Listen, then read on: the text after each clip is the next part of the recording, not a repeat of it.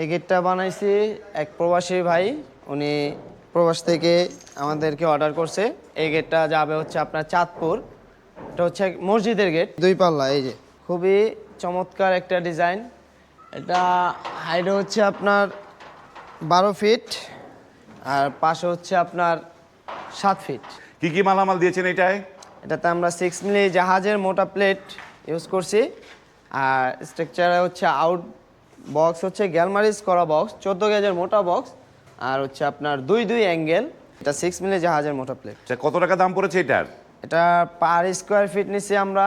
এটার পিছনে আবার আপনার হবে টেম্পার গ্লাস হবে। টেম্পার গ্লাস হবে? বাহ। টেম্পার গ্লাস দিয়ে এটার পার স্কোয়ার ফিট নিচ্ছি আমরা 1900 টাকা। চাঁদপুরে নিয়ে যাবেন, পরিবহন খরচটা কার দিতে হবে ভাই?